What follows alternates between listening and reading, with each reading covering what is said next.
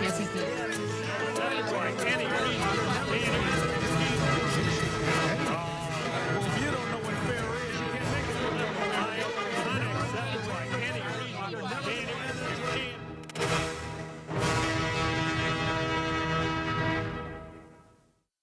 Donnybrook is made possible by the members of the 9 Network.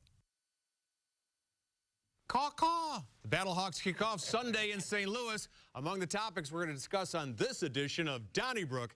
Thanks for joining us, and let's meet our panelists, starting with the news director for the Big 550 KTRS, Wendy Wiese. Bill McClellan, one of our founders, now in his 34th year on Donnybrook. He's with the Post-Dispatch.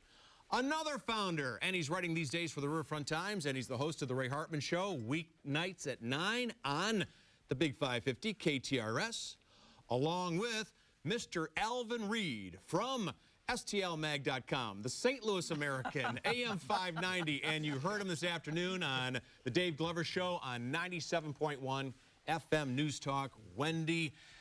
Rod Blagojevich went to prison for 14 years for corruption as governor of Illinois.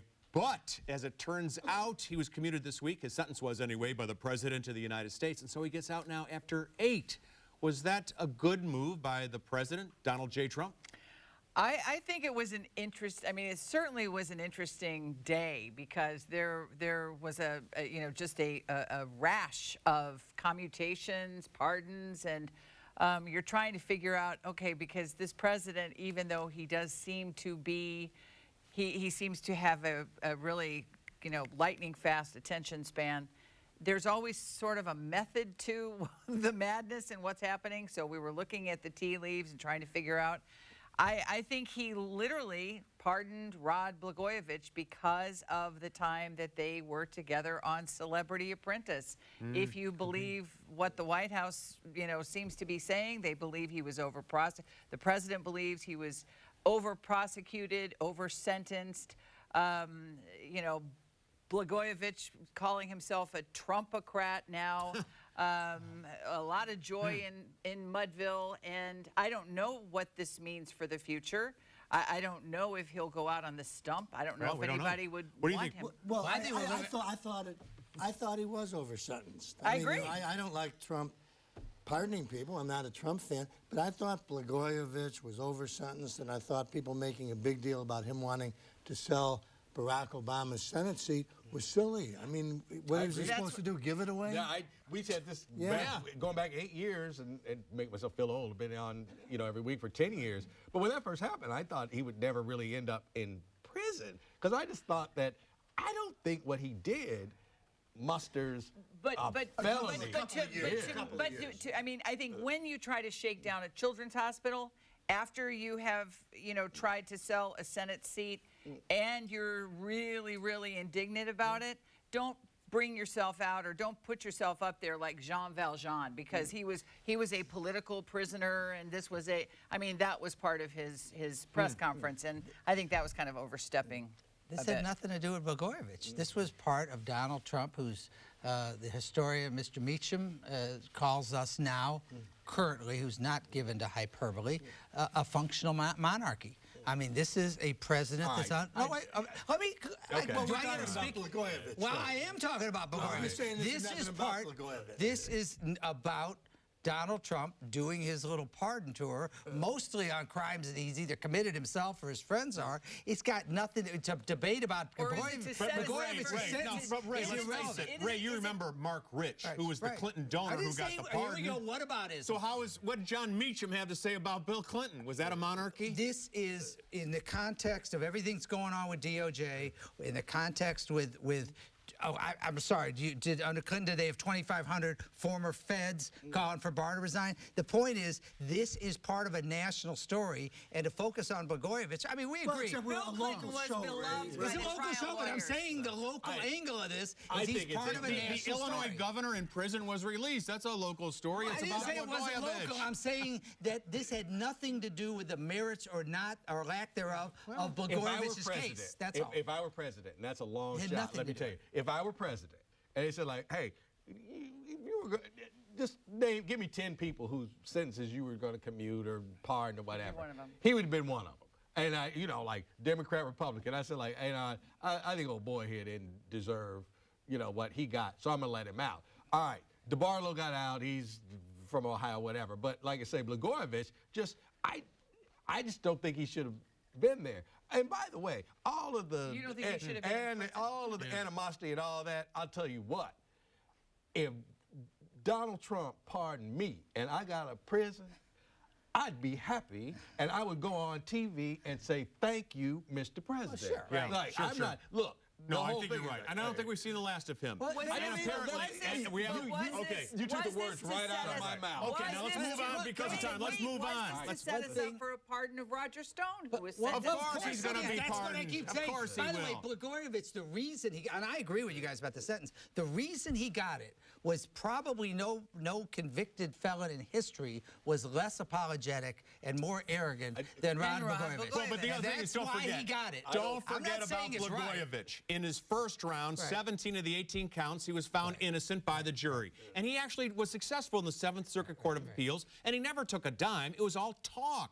It was all discussion. He didn't get a Mercedes or Cubs tickets or money. Irrelevant. Well, it's, you know, It's irrelevant. but look It's at it the this same way, crime. Ray. Steve Stenger got less than 4 years for corruption. Meanwhile, Blagojevich gets 14 there's There years. are people It's in all over the prison place, right. who were just talking about murdering this person or murdering But that's- that person. yeah. That's Who's that? talk. That's no, I'm conspiracy. saying. Oh. We can think. I thought it was Well, and too. I then thought they it was throw in the excessive. mail fraud and the wire fraud when they don't really have anything. But just because All it right, was sorry. excessive doesn't mean that's why he Alvin, committed Reid. it. Speaking of people who are coming back, Mark Mantovani, who darn near became the Democratic candidate and perhaps the actual county executive 4 years ago when he ran against Steve Stenger for county executive in St. Louis County, has announced that he's going to throw his hat in the ring and he's going to run for county executive up against the incumbent.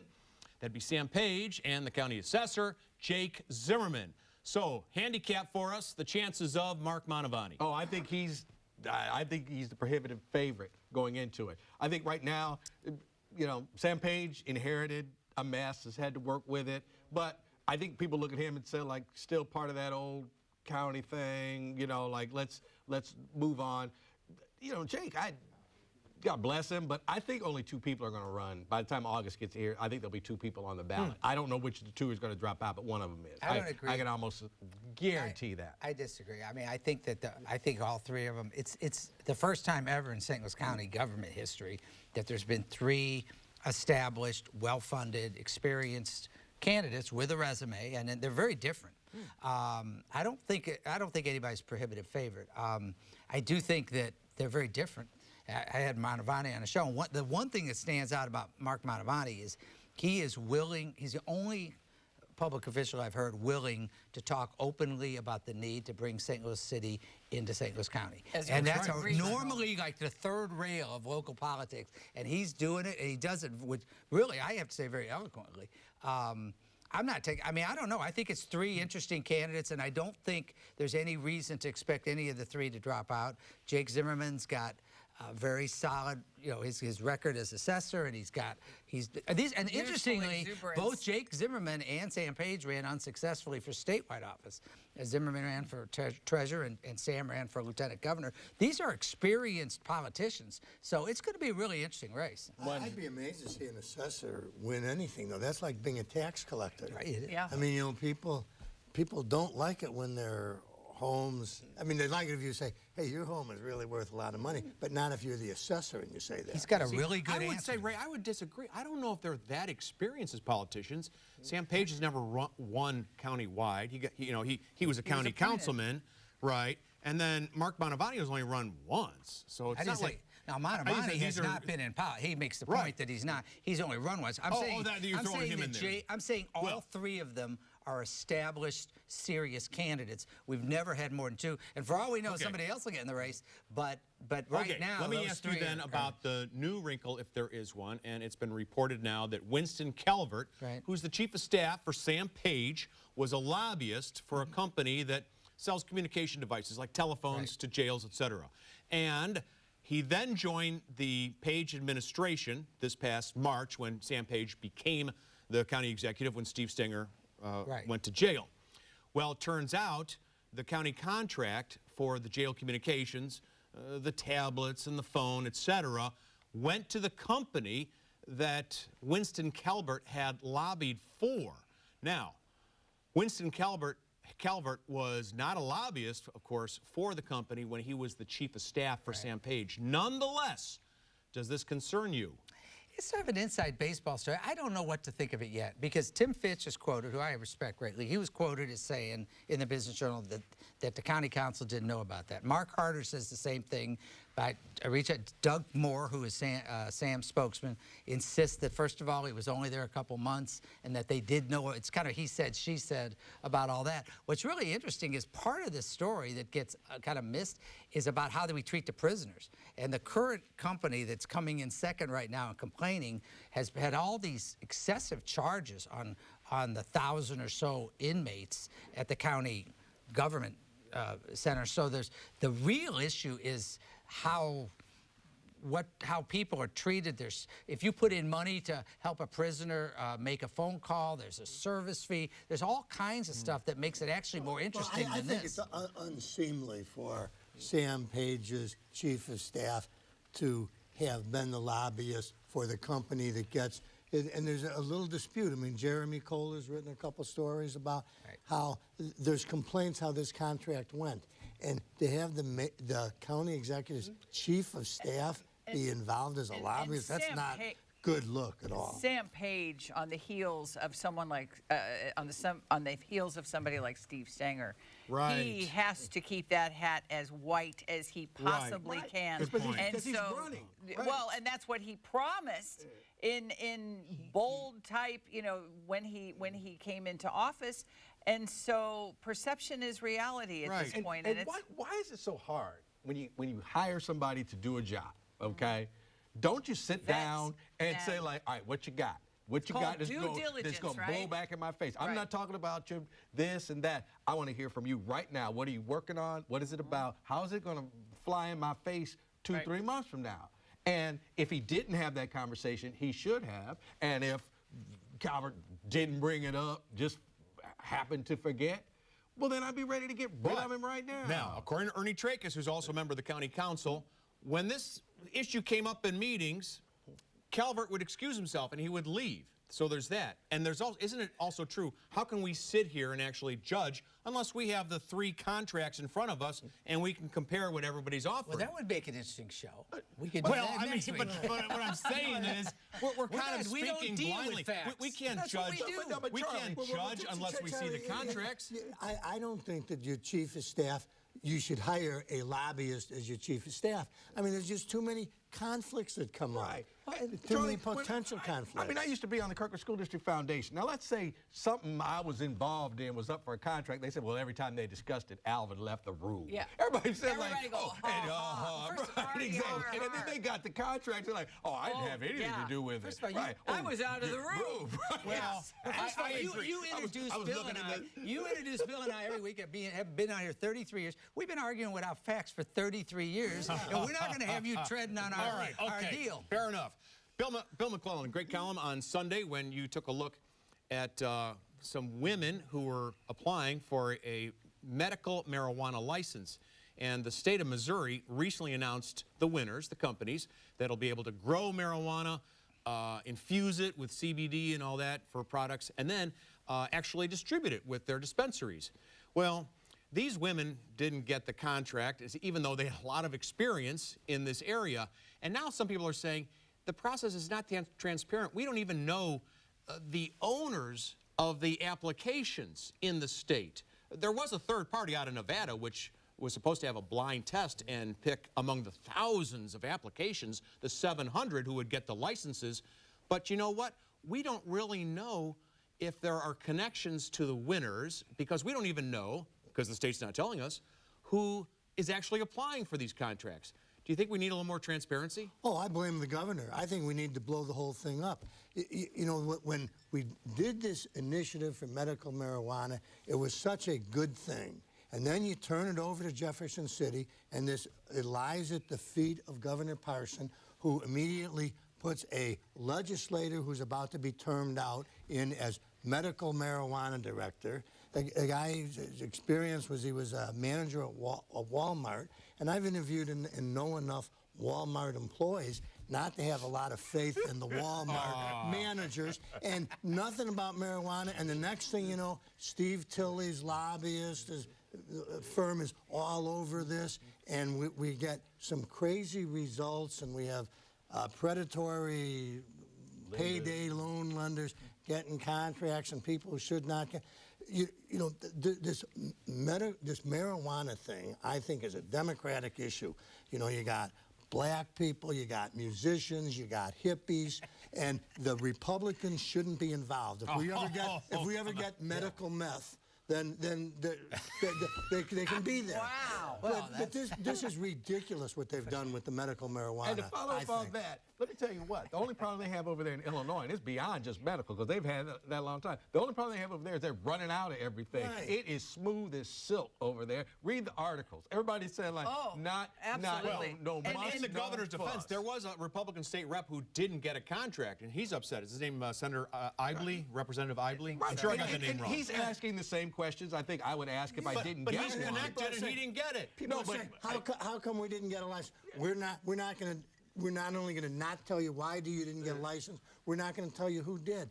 This is not the way people who voted for medical marijuana expected the governor to run the darn thing. I agree. I'm staying out of his wheelhouse. All right, okay. No, I mean, did you really expect it when we went to and in fairness, we should point out this is for medicinal purposes only. And then, but I mean, it was just a cursory glance on my way out the door this afternoon. But if I'm not mistaken, one of the, I think it was the Missouri House, was kicking around a proposal on behalf of basically the chamber, the business community, mandatory testing of medical marijuana patients in the workplace, and going up against the medical marijuana industry. So it will not be as smooth as Illinois, that's for sure. Alvin, Reid, want to ask you about BattleHawks. We don't talk a lot about sports on Donnybrook, but I thought this was one of those stories that made you sit up in your swivel chair.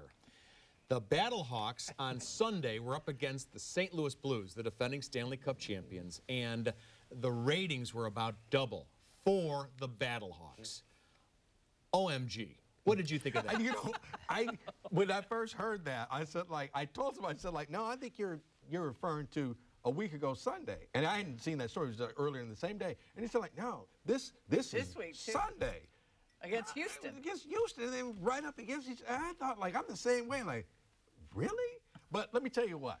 There is a buzz. And I'm going Sunday, I've got a credential, and I'm going to be there. And, you know, they're expecting almost 29,000 people. It would probably be more than that. Like, you know, secondary tickets like StubHub and Vivid Seats, like $120 to get in the place. I mean, there's some buzz, there's something going on, and if your average St. Louisan can get excited about something downtown that isn't the St. Louis Cardinals, then you kind of have to, like, get with it. Agreed. Whether it lasts or not, I don't know, but it is kind of fun. I think it is fun. Several of them were in the walked by our studio in Westport, and I can assure you they are large people that play on the battle. They are large Hawks. They are large people. I think it's, first of all, I think it's actually kind of cool. I suspect we'll have one of, if not the largest attendance numbers in the league. The only thing caution I'd have is enjoy it for what it is. I mean, let's not pretend. I think some people have a tendency to say, oh, yeah, we're going to show the NFL. We're not showing anybody anything. It's about enjoy it for what it is. Don't make it more than it is or less than it is. People have fun. It's great. But don't start. Nobody should mention NFL. I think people are taking it in kind of a fun way. I agree. I don't. And as long as it's kept in that context, it's great. People. Well, there are other major, big-time metropolitan areas that have XFL representation, and we're next to Hats and Stuff out at Westport, and they said they cannot keep the stuff in the store. Yeah. I didn't know that. Yeah. I've heard that also. And the BattleHawks were shopping at that establishment when they were. I'll be darned. Hiding their uniforms? I don't know. Hey, we'll see. Ray, you had a great column this week in the Riverfront Times taking a look at Greitens, the governor, former governor, who, of course, who last week got a pretty good ruling from the MEC, the Missouri Ethics Commission. They fined him, it's true, $178,000. He can go away, Scott, he can go down to $40,000 and change or so if he pays within 45 days. But the MEC did say that it was the campaign did it. He had no knowledge of it that they knew of, and that they have no evidence that he had any, involvement in it. So that's at least works on his end, doesn't it? No, I mean, he first of all, this is his big exoneration. That same word, as I said in my column. If you're old enough to remember last week's column, we were talking about Josh Hawley being exonerated for the fact that he wasn't a criminal when he turned his attorney general's office into campaign headquarters, but it wasn't a crime, so he was exonerated. That's the new word for you didn't catch me criminally, Or there was no crime. But Greitens was, let's not do, this is a great revisionist history on his part. He was forced from office by his party. A whole series of them with names you recognize called for his resignation in May of 2017. Okay, and they did it for a number of reasons. One was a sex scandal involving his mistress in the basement, and not because of money in a suitcase. It was because the ex-husband went to the TV station, and after that, it went to Jeff City, where legislators of both parties believed KS's story. So there was that. There was the dark money in unbelievable amounts. There was the from the Mission Continues, there was the misuse of his charity. The Mission Continues. Those were the major ones. And then there was the fact that he was a bully. Now, my point is, this had nothing to do with why he left. He and WashU were exonerated with the Mission Continues. He and WashU were exonerated for the Mission Continues. The Missouri Ethics Commission says he didn't break any laws. This wasn't even on the list. He wasn't convicted of any crime. So he was removed because he politically was embarrassing the party. Remember, I was the one wanting him to stay. It was a political move because he wasn't convicted of anything, but when you take he was not a victim. Just really briefly, when you take a look at the Missouri Ethics Commission, they have found a lot of local politicians to have violated the laws, and they include Lewis Reid, the president of the Board of Aldermen, Megan Green on the Board of Aldermen, the circuit attorney, Kim Gardner, Courtney Curtis, state representative, and the list goes on and on. Yeah, but Eric Greitens' sins kind of go beyond. I was going to say, this is a footnote. It wasn't even part of why he left. No. Charlie, nothing to do with that. Charlie, the people who were after him, if you remember, were the Republicans. Because he put the kibosh on the state tax credits, and he stepped on the wrong toes. There was more than that. The only reason, there's that. The only reason we're even talking about any of this is there's that specter out there that he might try to run for office again. So do you think he will? No, because I don't think he can. I don't think all those skeletons come running out. I don't think he will. Ray, you think he will? I think he will. It'll be like the BattleHawks. I think he would like. I've been talking about this for months. I knew he's been talking about coming back. I thought he would like to run against Parson. I don't think he will, but I do think he will run against Roy Blunt in 2022. Well, he doesn't have enough time. He never had enough. I don't think he ever had enough time to mount a campaign against Governor Parson. But I definitely think with everything that we know about this man, he will make another run. And I think it's from the right of Roy Blunt. I can't see him doing that because everywhere he goes, they're going to ask him what's the proper way to do a pull-up. Right, exactly. And Charlie, you sent me, you shared his statement, that screed. And I'm telling you, I'm not questioning people's religion or anything like that, but to end that with a Bible verse was enough for me to just want to just throw it. I might agree with you on that one. I don't like the guy. I agree with that. Well, his hypocrisy is, you mentioned the sex. I don't think. Okay, but you. I do not agree with you that. I don't agree with you that the sex thing will sink him forever. Oh, that's sinking. It'll done. No. You remember I'm the one. Remember I said Bill Clinton is toast during Jennifer Flowers. I don't believe that. Out of the whole thing, the only person going to jail is going to be one of the prosecutors, Tisby, and maybe the circuit attorney will be in legal trouble. First of all, and the Democrats, weren't lining up against Bill Clinton. He's going to trial. That isn't the same as going to jail. Yeah, we'll see. You want to give him a trial first. Well, now Ray says that the $120,000, which was given to the attorney for the husband, Al Watkins, $120,000 in cash bill by Scott Fawn, who hosts a television show, and he's the publisher of the Missouri Times. And he's been on Donnybrook. Right? He has indeed. Now, there are some lawmakers who want the FBI to investigate that to find out where that money came from. What do you think? oh, I like Scott, but yes, I think it should be investigated just because curiosity. I mean, this was supposedly some businessman, you know, maybe a banker, who gave our Scott the money, and out of curiosity, I'd like to know who it is. I'm on Bill's side. I want to know. This is a show me state. Show me where that money came from. And you know what? You are really making a lot of people happy because it's very hypocritical. We always talk about the thin blue line. You know, the media sort of closes ranks. Oh, well, no, there's nothing to see here. There's actually a lot to see here. And as much as we like Scott Fawn, if the public has a right to know about a politician, and the public Scott's has a story right was to so know. good that the $100,000 really was from Scott to Al Watkins, Right. because Scott was thinking of writing a book on it. Oh, yeah. I mean, you know, you got to do better, Scott. Personally, I admitted when I wrote my column this week that it was all about the kind of selfishness of a columnist looking for easy. Those of us that have written a few columns, we always like ideas that, like when the column writes itself. Low-hanging fruit. Exactly, and that would be part of it. The only concern I have is not to try to legitimately make Eric Greitens in some kind of victim because of the 120 grand, because he was No. We just want to know okay. who came up with it. Hey, let's see what people had to say about last week's program. Regarding the future of the Loop Trolley, just have Dobbs put a set of tires on it and use it in Forest Park as a shuttle. That from Sharon Sanaski of Chesterfield. Thank you, Sharon. Dan Counts wrote, Alvin Reid asserted that no one would think that East St. Louis was in Missouri. While we might wish that were so, alas, that is not true. Channel 11 airs Supernatural, which in 2013 set an episode in East St. Louis. Prominently displayed in the fictional police station was a state flag of Missouri. Thanks, Dan. You can write us care of KETC, 3655 Olive Street, St. Louis, Missouri, 63108. Don't forget those emails, letters at ketc.org, and those tweets, hashtag Donnybrook STL. Listen to us on your favorite podcast source, Apple, Spotify, Google Play, and TuneIn. That's it for this week's episode. Thank you so much, but please stay with us because in just a moment, a couple days before the BattleHawks launch, fly away, Ray and I will take your phone calls and read your tweets. Thanks so much. Donnybrook is made possible by the members of the 9 Network.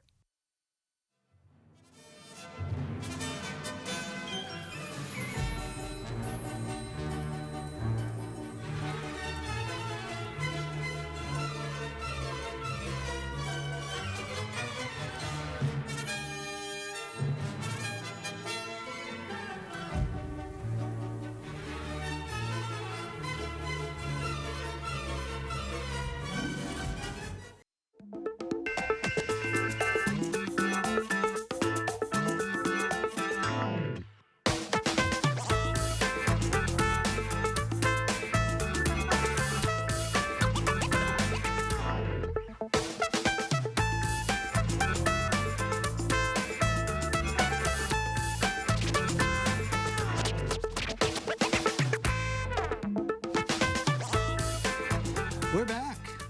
I'm going to try to do better than I did on the first show because I'm in the presence of the boss. Oh. The big kahuna. Give it up for Charlie Brennan. You always do a great job, Ray.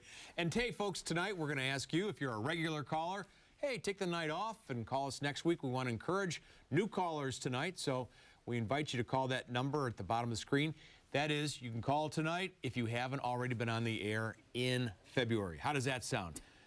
Hey, let's start with Richard in South City. Hi, Richard. Hey, how you doing? I'm sorry, I'm not a first-time caller. It's fine. You're fine. You're fine. How you doing? What's on your mind? You know, Ray, I love you. I mean, in the past you told me we could meet in U City and have a cup of coffee.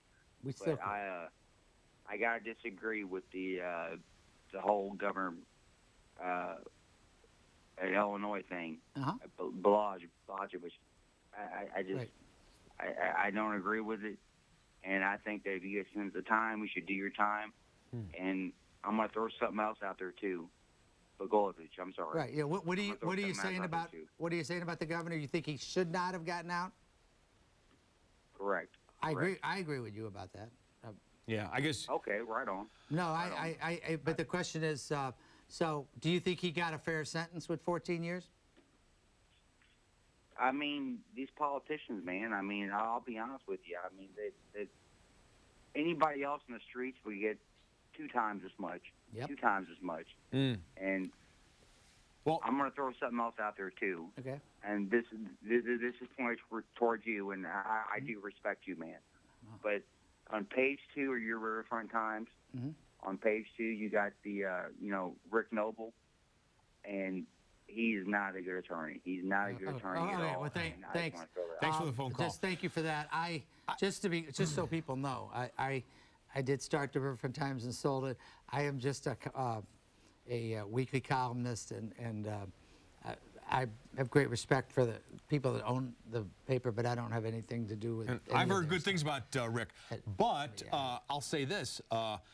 I don't know if the ordinary person would have gotten 28 years, which is what you said. I think an ordinary person would have gotten much less. Don't forget, the governor was convicted for talk. He didn't take, at the end of the day, there was a lot of crazy talk, and I someday would like to hear all of the tapes from his conversations, because, you know, a small bit of the tape can be released and it can lead you to one conclusion, but that conclusion can be different if you hear more of the tape, which puts it in context. No, all I'm saying is I think he was probably over-sentenced, but that, as I said on the air, the decision to commute or his sentence or pardon him or both was unrelated to the specifics of his case. It was part of a national thing. Let's go to Tom from Berkeley. Hey, Tom, what's on your mind?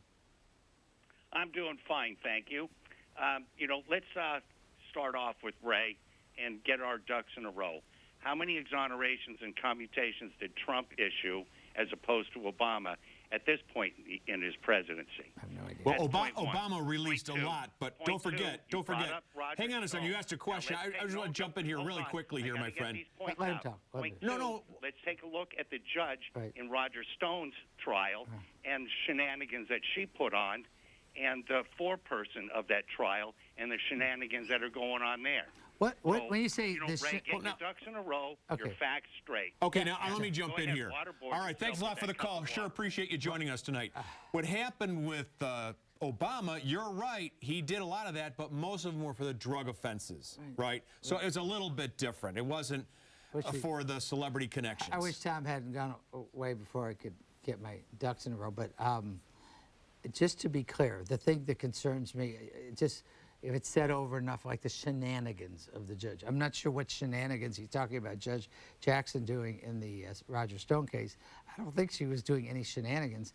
What we have that is unique in our history, and it's no whataboutism about this, is we have the President of the United States with 72 million Twitter followers intimidating and criticizing a judge who's sitting I actually in a case. agree with that, Ray. And that's not okay. It's what's done in Latin American countries.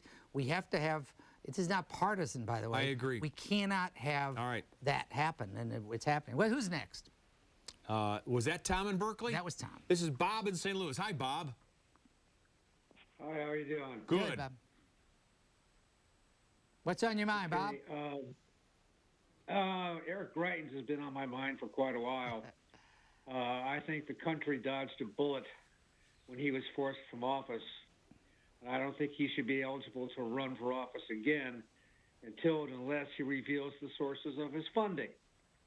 Because it was quite clear to me that, well, think of it this way. How many computer security companies are there in the United States? And how many are just in the state of Missouri? You know, there got to be dozens and dozens of them. Where did Eric Greitens go to just put the state of Missouri's computer security business? Where did he go to get that? I'm not too familiar with that story. Thanks a lot for your phone call. You know, the fact is, in the world we live in right now, you can have a 501c4, and that's dark money. And a lot of organizations that you probably like are like the ACLU. ACLU has a 501c3 where you have to report your donations, and a 501c4 where you don't.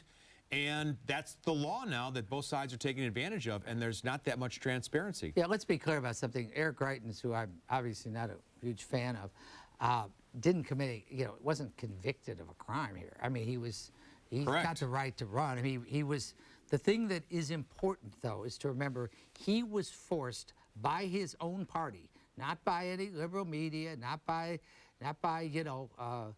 the press or the Democrats or anything else. He was forced for political reasons by his own party to resign. Okay, that's what happened. And the idea that we're going to relitigate all the stuff where it started with an angry ex-husband going to KMOV in January, that isn't why he left. He left because it was a cascade of a bunch of things. Yeah. And in fairness, Charlie, one of them was dark money. Who's next? That was Bob. Let's go to Ron from Jeffco. Hey, Ron.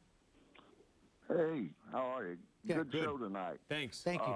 What I've got a comment about is you were talking about medical marijuana. Now, I've seen what it's done to Illinois. It's making somebody an awful lot of money. And just this last week, we had 4 young ladies killed right out here on Highway 40 by a guy that was smoking dope. Now, we can't control it unless it's really illegal and they really crunch down on it. We have never been able to stop it. There's got to be a way to putting an end to it. They're wanting to legalize it to make money off of it, and I just don't agree with that. Well, Ron, I think you bring up some good points.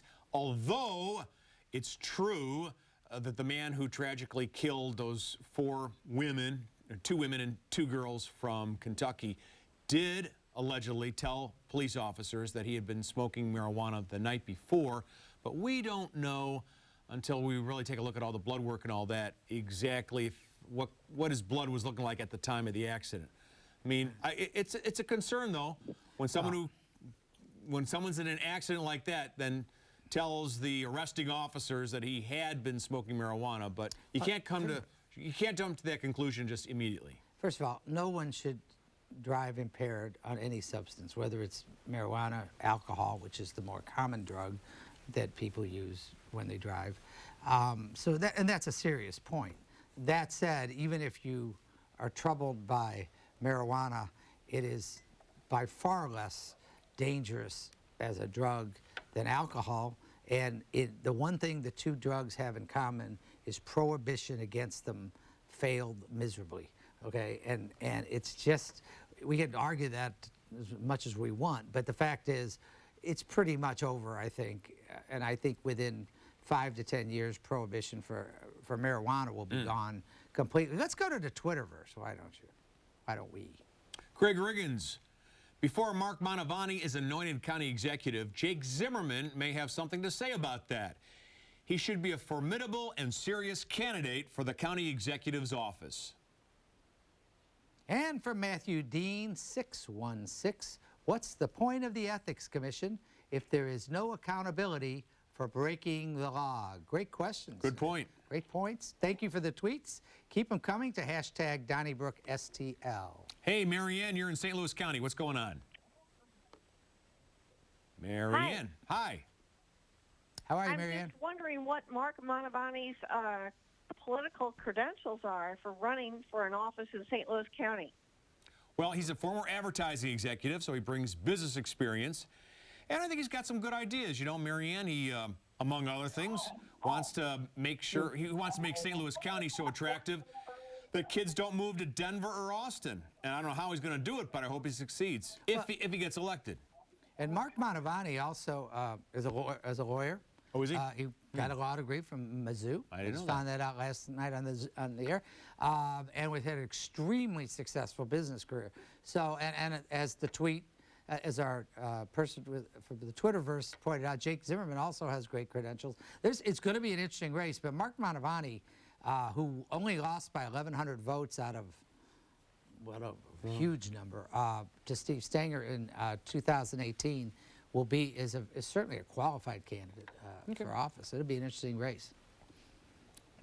Let's go to Robert in South City. Hi, Robert.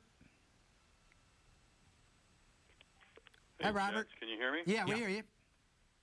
Yeah. So, been a first-time caller, long-time fan. Well, thank you. And I want to talk about the Blagojevich pardon. Mm-hmm. So I'm going to sort of direct this towards Charlie because I think over the last few weeks with the conversations about the impeachment, I just sensed some support of the president. Yep. And some cases, not all, but some. I just said mildly directed towards you, Charlie, but is it Lamar Johnson here in St. Louis? Mm-hmm. I think he's the individual that's, I believe even the prosecutor believes in his innocence. And I think that, in my opinion, this is the type of pardons that we need in this country. I do think that the pardon of Blagojevich was a political move. I don't think it had anything to do with him. I think it had more to do with what he represents. And I mean that with all due respect. Make two more comments. The Daytona 500 photograph that was retracted by Trump's campaign manager. I think we've got to bring some honesty back to the White House.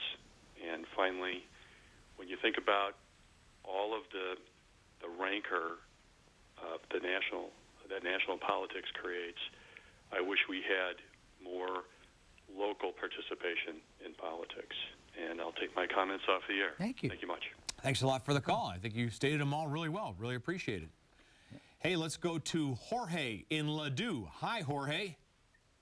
Hey, how you doing? Good. Hi, Ray. Jorge here. Yeah, speaking about the marijuana licensing thing, anybody that doesn't realize there was a lot of being spread around to get licenses. It's just say, hey, be a millionaire, you know? A lot of people died in Mexico because of the profits involved in marijuana. And Escobar was making billions, not millions, billions. And there are people, hey, be a millionaire. These people are going to be immediate millionaires. That's all I can say about it. And there's got to be a lot of payoff going on, and there should be a lot of investigating. Some of these people aren't even from St. Louis or the St. Louis area. That's they were right. given to people wherever, you know, and they at least 49%. And that's ridiculous how these things were done. There's got to be some oversight. Yeah. Okay. Thank you. All right, thank you. Now, was somebody bleeping out his expletives there? I don't know. I don't know. think so. I think it was just a little technical difficulty. I see. We appreciate the call, Jorge. Let's go to Rick from St. Louis County. Hi, Rick. Yeah. When Mark Mantovani ran against Steve Stenger, he was always talking about how corrupt Stenger was and everything. Mm-hmm. And it was just really hard to believe that. But then when it all came out, it was like, man, he was all over it. Right. So since he's thrown his hat in the ring, that's who I'm going to be backing, because he obviously knew things about Stenger that nobody else knew or nobody else could see. And to me, that means a lot. Okay. Thanks for the phone call. One for Mark Mantovani. I'm telling you, it's going to be really an interesting race. Because you got an incumbent in Sam Page who's got a lot of support. Jake Zimmerman is a really sharp guy and a good assessor, in my judgment. He's got a lot of support. And Mark Mantovani is just a really bright guy on issues and not afraid to speak his mind in areas that other people have, in the past been unwilling to step out and say what we need to be here as a region. So it's going to be a great race. We appreciate the comment, and it's going to be a much more interesting than in the past, I think, to follow. Hope so. Hope so. Hey, Rudy, you're in Moscow Mills. What's going on? Yeah, I would just like to tell Ray that he's got all his ducks in a row. And when the conversation was going on about that accident where those 4 poor souls lost their life, and there was a possibility of the individual actually using marijuana, one of the big problems that we're not only going to have in the workplace, but as far as driving under the influence, is for some way to figure that out. Alcohol, they've got a test. Marijuana, they do not have a test to test impairment, and you're not as impaired as long on marijuana because it leaves your system. So I appreciate you taking my call. Thank you. And look forward to your response. Now, is that true? In Colorado and Washington and Massachusetts, they don't have a test for... I don't think so. I don't know that it's been, and again, I don't follow all the news in Colorado, but there's been no reports of an increase in, traffic fatalities. I mean, and I think generally speaking, again, the serious message is no one should drive impaired, but that certainly alcohol is the more dangerous of the drugs when you talk about that particular activity. And I do appreciate the comment. It is actually true that I don't even have ducks. I have 2 cats. I have 2 cats and a dog. But I do appreciate Rudy's comment and your call. Thank you. Let's go to Dan from South County.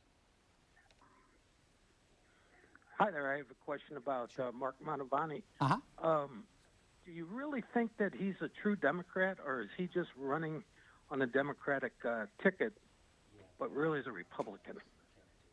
I think he's a Democrat. He says he is. I mean, it's, I don't know how that, I consider myself an independent, and people obviously, I'm not a Bernie Sanders to the left, but I think, as far as I know, he's a Democrat. I think he gave money to Greitens, did he not? So there's that. He did. Yeah, he did.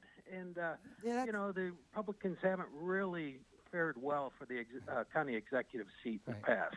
So, anyhow, just a thought. No, you're right, and that came up in the campaign against Stenger. But in fairness, a lot of people gave money to Stenger now that didn't know. I don't know that it's going to be as much of an issue this time for him, but we'll see what his opponents make of it. But I think that a lot of people who gave money to Greitens, for example, ended up regretting that they did. So, it's not like he... Except those who got the nice contracts. Yeah, right. So, but I will see. That'll be an interesting... Again, there's going to be a lot of... This is going to be a serious... for a county government, it's going to be a pretty interesting primary race, I think. Hey, Ken, you're in South County. What do you say? Thanks for joining us. I was just calling. I don't know if anybody had talked about it, but Bill wrote a really good article last week, I believe, about the medical marijuana and the licenses that were handed out and should have been handed out to probably some more deserving people than the ones that got in there. It sure looks that way based on what he wrote. But then again, we haven't seen all the competitors who are also applying for these licenses. So it's really difficult to judge, I think. And they did get, 2,000 applications, I think, for 700 I thought openings? his article was well pointed out that was part of it too, Charlie. Like he said, we don't even know who's getting it and who isn't getting it. Well, I agree. Probably there were some deserving people. So, hats off to Bill McClellan. I just kind of wanted to pitch that in. I'm a little concerned, though, when I do see the political connections, because I think one of the individuals, fine guy, Jack Cardetti, he was associated with Governor Nixon, great guy and all that, but you do wonder when the politically connected are getting the contracts. Now, to what their defenders will say, well, these are the individuals who have the initiative to step forward and apply for this. I don't know. Well, there's at least one state rep who didn't get. He was connected, but he didn't get a contract. I don't know what's going on. I'll tell you one thing I know is Ken's right about Bill McClellan's column. It's always great. In fact, on this one, though, before I read it, someone said, man, Bill McClellan wrote a great column on weed. And I said, well, he does that every week. No, he said on the subject of weed. And I thought, oh, yes, that's what it was. Let's go to Rich from Darden Prairie. Yeah, hi, good evening, gentlemen. I want to say, Ray Hartmann. My phone, I guess, whatever. But I always want to say I'm glad Bill is doing better. Yep. But I'm about, I guess, medical. Hey, Rich, you better call back. We're having trouble with your phone call. Thanks a lot, Rich, but we're having a little difficulty there. I'm sorry he didn't. He can call get back. Through. Call back. What's happening in the Twitterverse? Mike Beneke writes, elected government officials are given power of public trust. When they abuse that trust, they should get harsher sentences than a normal person. Hey, thanks for tweeting, Mike. Appreciate it. Let's go to Matt in Granite City. Hi, Matt. What do you say? Good evening, gentlemen. Good evening. First and foremost, I want to say you guys are so good. You ought to be nationally syndicated. Well, Amen. Yeah, absolutely. You're very kind. Thank you. Secondly, you had a gentleman on just a few minutes ago who said that there's no test for marijuana out on the road, and also that it leaves the system. And I beg to differ with him on both points. I believe I saw on the evening news, it was either CBS or NBC within the last day or so, that they were showing a new test they have now for marijuana, and that the results can be done on the side of the road and within 5 minutes of pulling someone over. Good. But also, if marijuana leaves the system, which I do not believe it does at all, it's more dangerous than alcohol, how can employers then test for it days, weeks, whenever, after you've last imbibed with it? Those are my two questions. Thanks a lot. Yeah, it lingers in some fashion. I don't know if you're impaired for weeks, but yeah, that's a fact. I don't know. And as I say, I probably am too glib on this subject, but I happen to have believed for as long as I can remember that marijuana should be, legal and for recreational use, adult use. I believe it's pretty likely that there will be a ballot item to that effect in November, and the same people who brought the medical marijuana initiative, which incidentally, there's a lot of growing pains when you first start a program up and a lot of issues, and obviously there's concerns. Bill raised a lot of them tonight and in his column, but we're moving in the right direction, especially on the medical side. I mean, marijuana is significantly valuable and important as a means of easing the symptoms of chemotherapy, treatment of glaucoma. I mean, there are some, and it's really beyond That's the medical debate. side. But don't forget, and Ray. the recreational side. Ray, we've been down this road before, and I know we want to go to the callers, but we have seen in recent research, if we take the time to read it, that there is a connection between violence and psychosis when people have mental illness and they use marijuana. So that's one concern I have. And so I don't think it's entirely benign. That's my concern. Let's go to Tom from Portage to Sioux. Hi, Tom. Hello. Hi, Tom. Yeah, I'd like to know how, I'm a first-time caller, but I was just curious how Ray could say that marijuana is not as dangerous as alcohol. This stuff's grown, it's medically, I disagree, and I'd just like to voice that. Okay. Well, and as I say, I know we're a beer town. I'm not, opposed to alcohol. I just think if you look at the amount of people who die every year from alcohol-related illnesses, liver issues, and you look at the number of people who die as a result of DWI, I think alcohol is more dangerous. That's all. I mean, and we disagree, I guess, but I don't think that marijuana is, and I'm not saying that about all drugs. I'm not talking about opioids or heroin or something. But as far as marijuana itself, I do not think it's as dangerous as alcohol, and people can disagree. Well, for sure, alcohol kills more people, but it's probably much, I don't have the numbers here. I'm sure it's used by many more people. And again, let's not, I'm not a prohibitionist for alcohol. Anheuser-Busch, Schlafly Brewing, all these great companies. Yeah, sure, of course hands. not. Hey, let's go to Chris in South City. Hi, Chris. Hey, boy. I'll be honest, guys. You changed my conversation when I heard you talking. I'm sorry about that, but it's okay. Ray, I love you, man. I mean, that sounded great. I'm sorry. Thank you. You're right. And I don't get to hear that often. I'm sorry. I said I don't hear that often, but go ahead. Okay. Well, hey, man. We've talked a few times before, and you're always right. And I want to throw something towards Charlie about. I'm sorry, the governor of Illinois, the former governor of Illinois, Blagojevich. I am definitely not for. I'm getting out earlier, and I'm definitely not for sentences being reduced. And I know you guys just heard me before, and I apologize about that. But So you've already been on tonight? Ray, I love you, man. But thank you for the call. Okay, thanks a lot for the call. Yeah, one call per night. Actually, one call per month, really. Okay. Kyle in Crestwood, do we have time? We've got less than a minute to go. Kyle, take it away. Yeah, I'll make it fast. Hey, real quickly, they actually do have a test. It's a breathalyzer test for marijuana now. Okay. You need to look it up. And here's why it can work, and here's why it does work, and here's why they have it. It has to transfer through the lungs. And so when you breathe out, whether it's an edible or not, and you really need to look it up, I don't have the time to explain the science behind it. But that will keep the employers and everybody in the law, they will be able to tell if somebody has recently smoked marijuana or if it was days before. All right, well, Thank that'll you have so to be the much. last word tonight. We appreciate it. And Please take a look at it. Thank you, buddy. Thank you. we had drug testing when I owned the Riverfront Times. If we caught employees doing drugs, we tested those drugs ourselves. Gave them back half. If they Thanks were so any good. much. Have a great evening, Thank everybody. you, Thanks. everybody, and we'll see you next week.